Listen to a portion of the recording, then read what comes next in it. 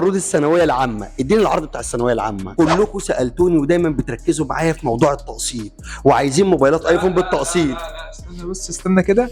التقسيط ده لعبتي انا بقى. قول لي بقى، دلعني بص المتابعين. ايوه من اول 12 شهر لحد 24 شهر من غير فوائد. طب في مقدم؟ من غير مقدم. خليني اقول لك كمان، لو انت في اي محافظه في مصر هنقدر نوصل لك الموبايل لحد مكانك. لما اجي اقول لك بقى على حاجه قبل ما نبدا الاسعار، اول مفاجاه كده وعرض ليك، اي جهاز مستعمل هتاخد عليه ايربودز برو هديه 7 بلس ب 4500 جنيه. 28 جيجا معانا في بادجت مثلا من اول 6 ونص في البادجت ده. انزل حط لايك بسرعه ويلا بينا نخش على العظمه اللي موجوده.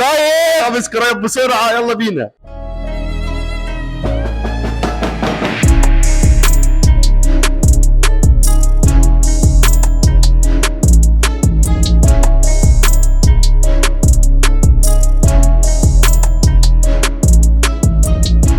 السلام عليكم ورحمة الله وبركاته. اللهم صل وسلم وبارك على سيدنا محمد. طب يا شباب، زي ما وعدتكم رجعنا النهارده وصورنا داخل ايفون ستور. طبعا كلكم عارفين ان اول فيديو نزلناه من داخل الستور هنا الحمد لله الفيديو نجح جدا، وبنسبة 70% من كل المتابعين اللي شاف الفيديو طلبوا ان احنا نرجع نصور تاني من داخل الستور، لان احنا زي ما احنا كلنا عارفين العروض بتكون مستمرة لمدة شهر بالظبط، واحنا اخر فيديو صورناه من داخل ايفون ستور كان من حوالي 3 شهور. وطبعا زي ما انتم طلبتوا وقلتوا لي ارجع صور تاني من داخل الستور، النهارده وفيت بوعدي معاكم وجيت صورت، والنهارده هيبقى في عروض اقوى من العروض اللي احنا قدمناها اول مره. يعني لو انت عايز موبايل بالتقسيط هتلاقي هنا اوفر لحد 24 شهر بدون فوائد. ومش بس كده، ده كمان كل طلاب الثانويه العامه هيبقى ليهم اوفر اقوى من كده كمان. ومش بس كده، ده كمان هيكون في عروض اقوى من كده بكتير داخل الفيديو. فما تنساش تعمل لايك للفيديو عشان يوصل لاكبر عدد من الناس، ولو انت مش مشترك بالقناه يشرفني وجودك. يلا بينا.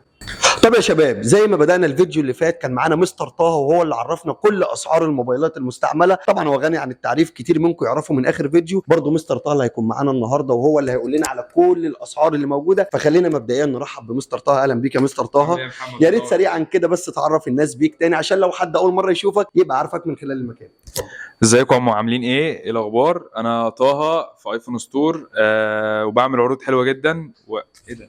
ايوه ماشي. ايوه ازيكم عاملين ايه الاخبار؟ منورين الدنيا لتاني مره، وزي ما وعدناكم المره اللي فاتت بعروض حلوه جدا ومكسره الدنيا واسعارنا ملهاش مثيل، بنعمل لكم عروض تاني مع محمد المكتري. عايز اقول لكم بقى المره دي مستر طه هيعمل لكم حاجات هتكسر الدنيا حرفيا. يعني الفيديو اللي فات كان مجرد تسخين، المره دي هتشوفوا حاجات هتكسر الدنيا. وخليني اقول لك سريعا ان احنا معانا الايفون اس اي اللي كتير منكم طلبوا مننا، ومعانا نسبه ايباد كبيره جدا برضو، في موديلات كتير هنعرضها لكم. كل حاجه انتوا عايزينها داخل ايفون ستور هتلاقيها موجوده. فعشان ما اطولش عليكم في المقدمه، تعالوا نشوف مع مستر طه كده الاسعار للموبايلات المستعمله. تعالوا بقى كده. لما اجي اقول لك بقى على حاجه قبل ما نبدا الاسعار، اول مفاجاه كده وعرض ليك، اي جهاز مستعمل هتاخد عليه ايربودز برو هديه. لا لا لا لا كانك ما سمعتش اي حاجه. خلي العروض دي في اخر الفيديو عشان فعلا لازم نفاجئكم. ما تحرقليش العروض لو سمحت. تعالى بقى، في عروض جامده قوي. تعالوا نبدا بالايفون 8 اول حاجه. يلا بينا.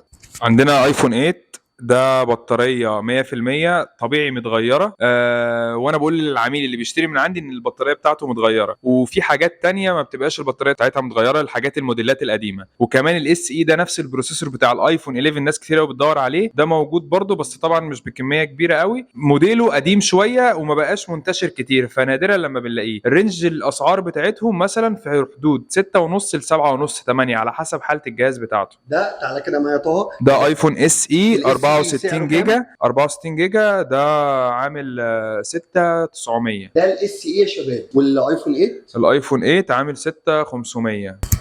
طيب دول اول موبايلين. تعالوا بقى نشوف الموديل اللي بعده. يلا بينا. بصوا يا شباب، معانا دلوقتي برضو في قطعه هنا متوفره 7 بلس. برضو الموبايل زي ما احنا شايفين كده مع بعض، دي حالته زي ما احنا شايفين دلوقتي. مستر طه هيقول لك الموبايل ده سعره هيكون كام؟ ب 4.5 بدل 5.5. 7 بلس ب 4500 جنيه. 28 جيجا، بطاريه 100% متغيره طبعا طبيعي. انزل حط لايك. انزل حط لايك. 4500 جنيه 7 بلس 128 جيجا. يلا بينا. بقول لك ايه، تعالى بقى نتكلم عن الحاجات اللي هتدعم الاي او اس ال 17. حاجات بقى ايه يعني بيقولوا عليها ايه، ممنوعات يا صاحبي، ممنوعات. هي دي اكس اس 256 جيجا متاكتف بس، وفي حاجات لسه كمان من ضمان ابل كمان. ده بطاريه 100% زيرو تايم شحن، ولسه كمان في ضمان من ابل. وكده كده انا بدي لك ضمان من عندي، وعشان خاطر محمد بدل 4 شهور شهور 6 شهور يا بلاش. 6 شهور ضمان، بس 6 شهور ضمان لمده شهر من عرض الفيديو. يعني وانت جاي بتكلمنا بص على تاريخ الفيديو وما تنساش تعمل لايك. يلا بينا. طيب خليني بقى اسالك سؤال يا طه، معلش دلوقتي بس كده قدام المتابعين اللي سالناه برضو في اخر فيديو، لان في بعض الناس ممكن تكون اول مره بتشوفنا. الموبايل ده اكتف بس ولا نو اكتف؟ انت قلت لا ده متاكتف بس. متاكتف. طب حد يقول لي الموبايل ده نازل بقاله 5 سنين او ايا يكن الوقت اللي نزل فيه، الموبايل ده اكيد ما مقفول ووتر بروف ومغير حاجه، فيرتفع. ده موديل 21، ده انتاج من قبل سنه 21. كده كده الموبايلات ديت اكيد في منها بيبقى في السوق متغير له بطاريه، الكلام ده كله. انا جايب حالات نظيفه قوي. الاجهزه ديت بطاريات 100% زيرو تايم شحن. اظن انتوا كده خدت بالكم يا شباب، لكل اللي بيسال ازاي الموبايل بطاريه 100%. اظن احنا شفنا كده حاله الموبايل مع بعضينا. تعال نشوف مستر طه هيقول لك الموبايل بيبدا من كام عنده وبينتهي عند كام. طبعا حسب المساحه وحسب الحاله بيفرق معاك في السعر. يا ريت تعرفنا يا مستر طه الاكس اس عندك. الاكس اس عندي من اول 64 جيجا هيبقى مثلا في رينج ال 11 ونص 12 لحد 256. الحالات النظيفه قوي هتبقى عامله 14 ونص 14800. كل حاجه على حسب حالتها، لان في حاجات بتبقى متاكتفه مستخدمه شويه وفي حاجات بتبقى على البيكو حلويات. يعني يا شباب الموبايل بيبدا معاك من 11 لحد 14800 جنيه حسب حاله الموبايل. طبعا تعالوا نشوف مع بعض الموديل اللي بعد كده. يلا بينا اتفضل. ده الاكس اس ماكس بقى يا شباب، الموبايل اللي تقريبا يعني غير مسار شركه ابل كلها في المبيع بتاعها. اتفضل كده يا مستر طه قول لي حالاته بيبدا من كام وبينتهي عند كام. الماكسات اللي عندي 64 جيجا و256 جيجا، من احسن الاجهزه الاكس اس والاكس اس ماكس لحد دلوقتي ثابتين نفسهم في السوق. الاكس اس ماكس ال 64 جيجا في حاجات عندي بتبدا من اول 13 لحد 14 و15 على حسب الحاله بتاعتها. في حاجات بتبقى بكراتين وحاجات من غير كراتين، وكده كده بتاخد من عندي ضمان فما تقلقش من الكلام ده كله. وفي حاجات بتبقى اونلي اكتف بس متاكتفه 256 جيجا، في حاجات نو اكتف اصلا. ده بتبقى اجهزه جايه من الشركه ريبليسمنت، ما فيهاش اي ضرر، طالعه من ابل، تاخد عليها ضمان كمان من عندي فما تقلقش. يعني الستارت بتاعك بيبدأ من 13000 جنيه، برضه بيرجع معاك لحالة الموبايل والمساحة، وبرضه المكان بيوفر لك ايفون ستور 6 شهور ضمان على موبايل مستعمل. صدقني مش كل الاماكن بتدي المدة دي في الضمان، وده لو هيثبت لك حاجة فهيثبت لك ان هم واثقين من الاجهزة بتاعتهم. نفس الجملة اللي قلتها لك في اول فيديو. ويلا بينا نشوف الموديل اللي بعد كده. فنطلع حبة بقى حلوين كده عشان الناس تقعد بقى يلا. على الموبايل حبة ما تغيرش. يلا بصوا بقى يا شباب، طبعا ادام اتكلمنا على الايفون اكس اس ماكس هنيجي للمنافس الاقوى بتاعه على طول اللي هو الايفون 11. وطبعا الوانه كلها متاحه زي ما احنا شايفين. مستر طه يقول لك بيبدا من كام وبينتهي عند كام. اتفضل. الاليفينات في منها مساحتين 64 و256 و128، هم ثلاثه يعني، بس ال 256 قليل قوي فبيبقى المتاح ال 128. حالات نظيفه قوي، حاجات برضو اونلي اكتف، بطاريات 100%. اقل بطاريه عندي هتبقى 95% 94%. حالات نظيفه جدا. كده كده بيبدا معاك من اول 13 ونص ل 64 جيجا لحد وانت طالع لحد 17 ونص و18 ونص. وعامل عرض على الجهاز الجديد من 11 لان ده لسه الموديل ده لسه شغال في الانتاج بتاعه. انا عامل عليه عرض بدل 21 ونص عامل لك عرض عليه ب 20 200 حتى نفاذ الكميه. ده يا شباب خلي بالكم السعر ده للموبايل الزيرو بالكرتونه متبرشم، يعني اصلا لسه ما اشتغلش. ولكن اليوز ده قال لك بيبدا من 13500 جنيه لحد 17000 و18000 حسب حاله الموبايل. تعالوا نشوف اللي جاي، وخلي بالكم العروض القويه لسه ما اتكلمناش عليها لان في نهايه الفيديو هتشوفوا العرض ده على الكاش، احنا لسه ما دخلناش في العرض بتاع التقسيط. خلي بالكم يا شباب ان احنا كل ده لسه بنتكلم في الاسعار الكاش، لسه ما جيناش عند التقسيط والاوفر والحاجات اللي بدون فوائد والايربودزات اللي هتطلع فري مع الموبايلات. كل الاسعار دي لسه هيطلع مع الموبايلات اصلا. مستر طه هيضيع. بص اعمل لكم حاجات قويه قوي بمناسبه ان دي تاني فيديو يتصور من نفس المكان. وزي ما قلت لكم ده لو دل على شيء فانما يدل ان المكان فعلا ثقه ويستاهل ان احنا نيجي نصور فيه تاني. تعالوا نكمل مع بعض الاجهزه اللي موجوده. يلا بينا. تعالوا بقى يا شباب للموبايلات اللي حرفيا جننت كل مستخدمين ابل، وهو ال11 برو وال11 برو ماكس، وقدرت اوفرها لكم من داخل ايفون ستور. تعالوا نشوف مع بعض كده حالات الموبايلات واسعارها بتبتدي من كام وبتنتهي عند كام. اتفضل يا مستر طه. ال11 برو دوت جهاز من الاجهزه اللي هي ايه عامله زي الاكس كده، صغير كده بس ايه يحير، في شويه حاجات حلوه كده والناس بتحبه جدا عشان حجمه صغير. عندك من البدايه من ال 64 جيجا حاجات بتبدا من اول 16 و16 500، بطاريات عاليه جدا، وفي حاجات معاك الكراتين بتاعتها وحاجات من غير كده كده انت معاك الضمان. وال11 برو ماكس معاك مثلا من اول 20 لحد مثلا 23 24 على حسب الحاله بتاعته. صراحه يا شباب انا عايز اقول لكم ان حالات الموبايلات فعلا تستاهل ان انت تيجي هنا ايفون ستور وتبص عليها. حالات الموبايلات ما شاء الله فعلا ما شاء الله ما شاء الله فعلا. حالات الموبايلات يا شباب فعلا لما بيجي ممكن اجيب لك مثلا موبايل ايفون 11 برو اجيبه لك بسعر 20000، ولكن لما تمسك موبايل زي كده الفريم بتاعه حرفيا ما فيهوش اي خدوش ما فيهوش اي تجريح، فعلا حاله الموبايل تستاهل ان انت ممكن تدفع فيه 22 و23. ومش بقول كده مجامله للمكان، انتوا عارفين ان انا ما بصورش في اي مكان الا لو انا اللي عايز اصور فيه، فخلي بالكم قوي من النقطه دي. تعالوا بقى نخش بقى على السيرتين بقى. بص كده حالات الاجهزه 13 و14. تعالى 13 و14 ادخل عليا تعالى. ده 13 وده 14. حاجات كسر زيرو، بطاريات 100%. اقل بطاريه عندي في ال 13 وال 14 98 و97، معاهم الكراتين ولسه في الضمانات كمان بتاعت ابل. لا الحالات يا شباب بصراحه الحالات فعلا بصوا عملت اكشن ورايا على طول. دي اسعارها ايه يا طه؟ اسعار السيرتينات العاديه من اول 24000 على حسب الحاله برضو بتاعتها، لان في مثلا ممكن نلاقي بطاريه فيها خربوش فيها الكلام ده كله، بس نادرا لما بلاقي عندي حاله فيها خرابيش. حلو. وال14 ال14 ده يعتبر ده 256 جيجا ب 32 ونص، ده اقل من سعره جديد حوالي 5000 جنيه. كل الحاجات دي لسه هيطلع معاها اوفر، وخلي بالكم لسه اوفر التقسيط يا شباب اللي بدون فوائد موجود داخل الفيديو، ولسه اروح للايباد، ولسه في حاجات قويه قوي. اوعى تكون لسه ما عملتش لايك للفيديو، وتعالوا نكمل مع بعض ونشوف باقي الموديلات. يلا بينا. طب ما اقول لك كده على حاجه عرض كده لسه جاي في دماغي كده يعني نصبر بالناس. الايفون 14 برو ماكس العرض ده حتى نفاذ الكميه. كلامي واضح؟ يعني مش مشترطين بوقت، لا حتى نفاذ الكميه، وممكن سعره اعمل لك اوفر تاني واحنا مشغلين الفيديو. بدل 48 500 هنعمله بكام؟ ده المساحه الكام الاول؟ 256 جيجا. ال 256 مش ال 128. ونسخه شرق اوسط، يعني كرتونه عربي وانجليزي. هنقول فيها كام؟ 47 600 اقل من سعر الجمله.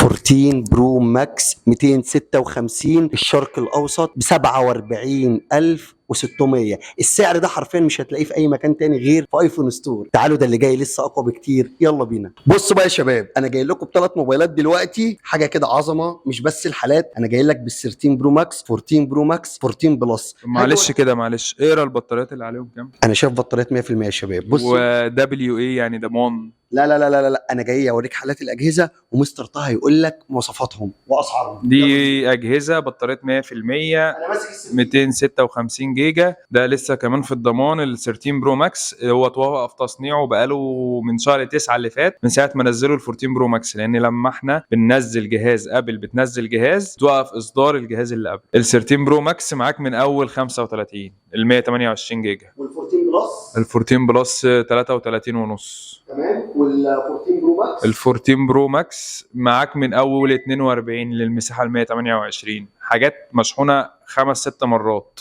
وكله في الضمان. فعلا الحالات. تعالى انا عايزك تيجي تشوف انت الحالات بنفسك، تعالى ومش هتندم. تعالوا بقى نخش في العظمه اللي حلويات يا صاحبي، حلويات. يلا بينا. تعالوا بقى يا شباب احنا خدنا خلفيه سريعه كده عن اسعار الموبايلات الايفون مستعمله. تعالوا بقى نروح للايباد ونشوف الموديلات اللي موجوده واسعارها، عشان نبدا ندخل على العروض والتقسيط اللي بدون فوائد، وهنشوف عظمه دلوقتي داخل الفيديو. بصوا كده معايا بصه بسيطه كده على المكان.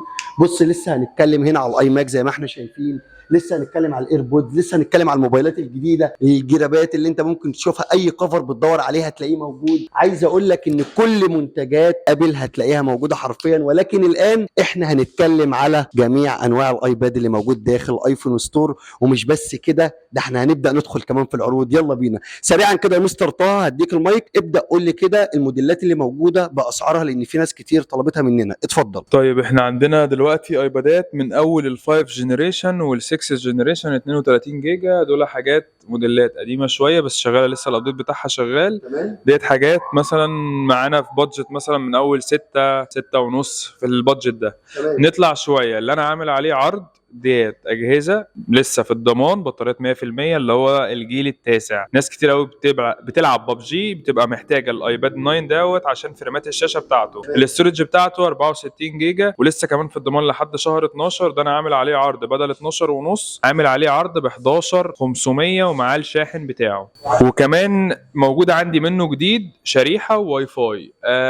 الحاجات بقى اللي الناس بتستخدمها، الناس اللي هي بتاعت العقارات والكلام ده كله، اللي هم بيشتغلوا جرافيك ممكن يشتغلوا عليها. الايبادات اللي هي زي ال 12 و9 اللي هي الايبادات برو اللي هي الام 1، وكمان موجود عندي منه جديد الام 2، واللي حتى لو حاجه مش متوفره عندي بقدر ان انا اوفرها لك. وكمان عندي حته ان انا اشحن لك الجهاز لاي محافظه، بس دي تبقى على الاجهزه الجديده. وممكن احاول اعمل لك اكسبشن عشان خاطر محمد ان انا اعمل لك شحن لاي جهاز انت عايزه. طيب بصوا بقى يا شباب، مبدئيا خليني اقول لك ان الابل واتش هنا هتلاقيها موجوده، اي نوع ايربودز هتلاقيه موجود، اي حاجه خاصه بمنتجات ابل التفاح كله هتلاقيه هنا. يعني بص من الاخر. فعايز اقول لك بقى دلوقتي احنا هندخل لليفل اعلى وهو العروض. وطبعا انتوا عارفين مستر طه في العروض هيكسر الدنيا. تعالوا بقى نشوف العروض مع بعض كده، يلا بينا. تعالى كده يا طه، ايوه يلا بينا. طبعا يا شباب انا عايز اقول لكم على حاجه، اللي عايز اي ماك برضه هيلاقيه موجود. تعالى كده معايا بعد اذنك. الكميه بتاعه الايماكات المره اللي فاتت كلها اتباعت، لان كان في حاجات من اول 6000 جنيه. عندي بقى اي ماك ماك بوك قصدي 2010 ده ب 5000 جنيه. في حاجات مثلا بقى بادجت اعلى شويه، كل ما تبقى عايز رينج السعر بتاعك يزيد على حسب الامكانيات اللي انت عايزها هتلاقيها موجوده عندي. حتى الكيسز بتاعتهم والسكرين بتاعتهم، حتى لو اي حاجه مش متوفره عندي بقدر ان انا اوفرها لك. الابل ووتش اللي موجوده برضو عندي كلها حاجات في الضمانات، حاجات مثلا سيريس 7 وسيريس 8 كل ده موجود عندي. اي حاجه فيها ابل موجوده عندي. والابل واتش يا شباب اهي موجوده زي ما احنا شايفين مع بعض، برضو حتى الالترا موجوده. بصوا يا شباب بفضل الله فعلا كل المنتجات الخاصه بشركه ابل انت ممكن تيجي تدخل هنا جوه الايكو سيستم الخاص بشركه ابل كامل، هتلاقي كل حاجتك موجوده. وحتى لو في حاجه معينه مش موجوده في الوقت الحالي لو كلمتهم. جراب مرسيدس اصلي، ايه رايك؟ اوريجينال يا شباب. الحاجات دي مش هتلاقيها في كل الاماكن. ما تيجي بقى نخش في العروض بقى والتقسيط. طب بصوا بقى يا شباب، كلكم سالتوني ودايما بتركزوا معايا في موضوع التقسيط وعايزين موبايلات ايفون بالتقسيط. لا استنى كده، التقسيط ده لعبتي انا بقى. قول لي بقى، دلعني. بص المتابعين، انت موظف وما معكش غير فلوس قبضك، تعمل ايه؟ أيوة. تيجي الفرع، حلو، يبقى مكتوب في البطاقه موظف في وظيفه، اهم حاجه الوظيفه. حلو. تيجي عندي الفرع انزل لك الابلكيشن، الشركه قاعده هنا 4 شركات نفعل فيهم التقسيط، وتقدر تشتري الجهاز اللي انت عايزه. نفعل لك شركه واثنين وثلاثه واربعه، وفي شركه منهم عامل معاها عرض لحد 24 شهر من غير مقدم ومن غير فوائد.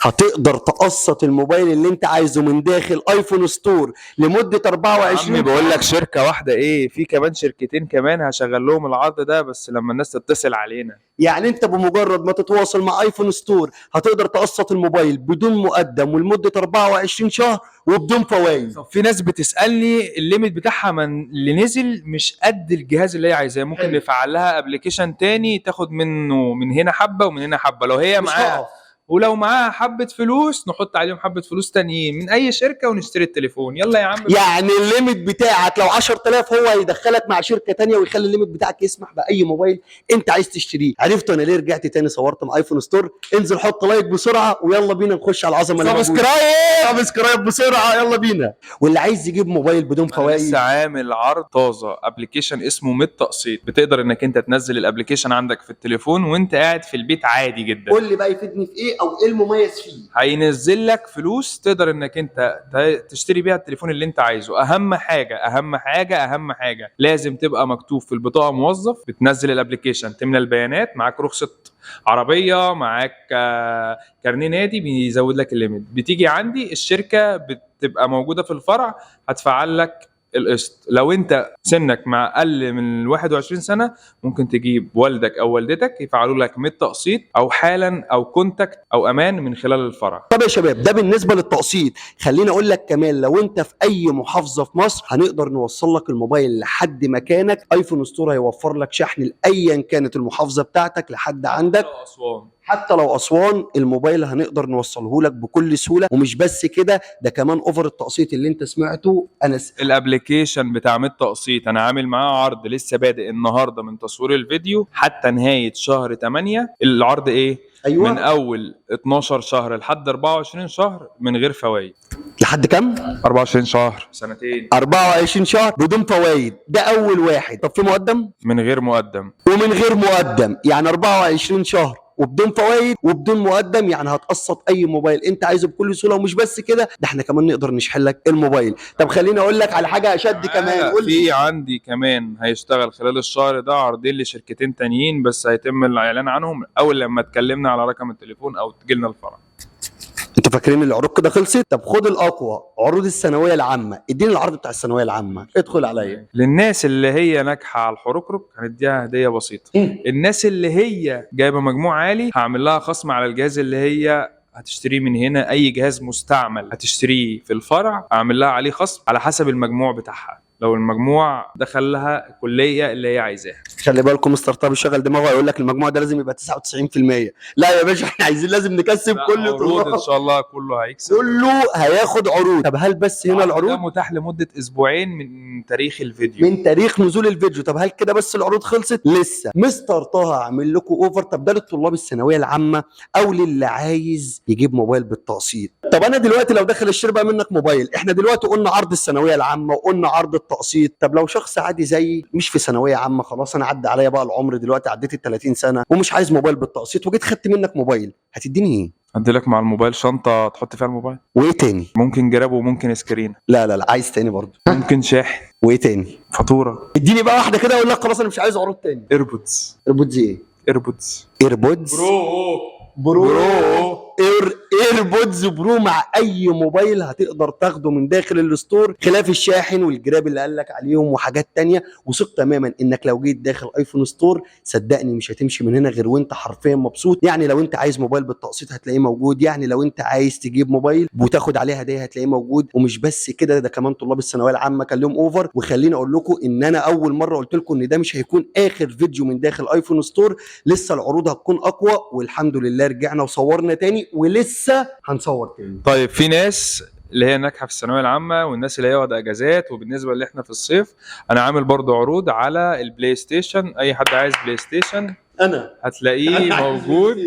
اللي هو دلوقتي اللي متاح هيبقى البلاي ستيشن 5. في عندي حاجات منه كسر زيرو وعندي حاجات جديده، يعني في منه يوزد. في منه يوزد وفي عندي، واليوزد اللي عندي حالات نظيفه جدا جدا جدا. يعني من الاخر يا شباب، ايا كان اللي بتحلم بيه هتلاقيه موجود. وعايز اقول لك ان مش بس كده عروضنا خلصت، صدقني انت لو جيت داخل ايفون ستور لازم هيكون في واجب هيتعمل معاك قوي جدا جدا جدا. كده نكون وصلنا لنهايه الفيديو. وعايز اقول لكم اي حد هيتواصل مع الستور كل العروض اللي احنا اتكلمنا فيها دي لمده شهر. التقسيط اللي قال لك عليه مستر طه قال لك برضو على الميعاد بتاعه عشان يبقى عندك خلفيه. ولو في اي استفسارات هسيب لكم ارقام الستور داخل الديسكربشن في وصف الفيديو هتلاقيها موجوده. العنوان هنا في منتصف شارع العريش في الهرم امام سنتر بين الجناين ايفون ستور. ولو في اي حد فيكم عنده اي ملحوظه سيب لي في الكومنت وانا برد على الناس كلها. ولو عايز تتواصل معايا على الانستجرام برضو برد على الناس كلها. وبكده نكون وصلنا لنهايه الفيديو. استنوا مني حاجات الفتره اللي جايه هتكون قويه جدا جدا جدا. مع السلامه.